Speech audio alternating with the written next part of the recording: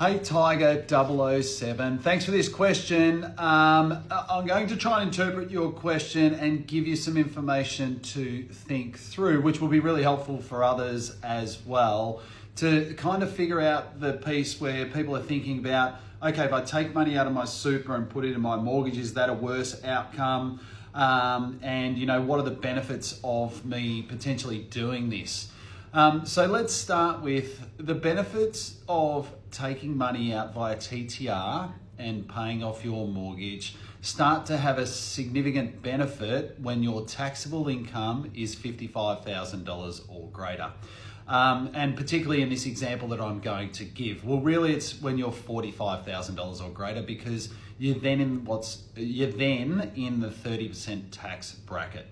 So the example I'm going to provide, so if you earned $55,000 or greater from your salary or taxable income, and then the first thing you did was you put $10,000 into superannuation as a tax deductible contribution, either via salary sacrifice or putting it in yourself as a lump sum and claiming it as a deduction, what's going to happen there is you're going to save 15% or $1,500 immediately in tax by putting $10,000 into your superannuation account and claiming it as a tax deduction. Then if you subsequently withdraw $10,000 from your superannuation and you pay that off your mortgage, and let's assume for most people the mortgage rate is 6%, or for a $10,000 amount, that's $600 of interest that you're paying on each $10,000 that you owe on your mortgage each year. So when we give consideration to you taking out $10,000 out of your super or pension account, what is the difference? So most Australian super funds or people in super are in what's called the default investment option.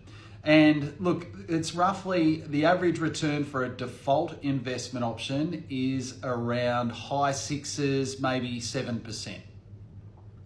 So when you take $10,000 out of your superannuation fund, or if you were to leave it in, it would need to earn 6.9% before tax in the super fund. So if your mortgage is over here at 6, you need your super to earn around 6.9% before tax for it to be a break-even conversation of what do I get out of the growth in my super versus what do I save by paying down my mortgage. So in this example, if I sum it up, if you were to put $10,000 into superannuation and claim a tax deduction, you get a $1,500 immediate tax benefit. And if we assume interest rates are 6%, and we assume your long-term interest or your rate of return in your investments in your super is 6.9%, so we'll call that a break even.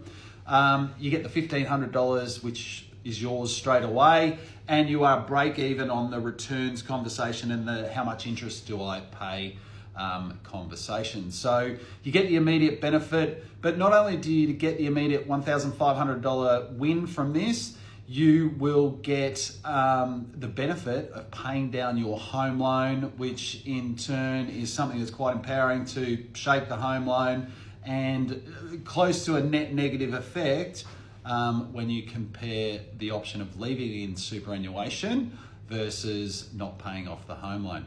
So I hope that was really helpful for you, and it gives you another way of thinking about this and taking advantage of the tax system that's available to you, particularly in the transition to retirement phase, and getting some additional benefits out of this each year. And keep in mind, you can do this each financial year on repeat. Save yourself $1,500 a year and pay down your mortgage and put a strategy in place to pay that off over time.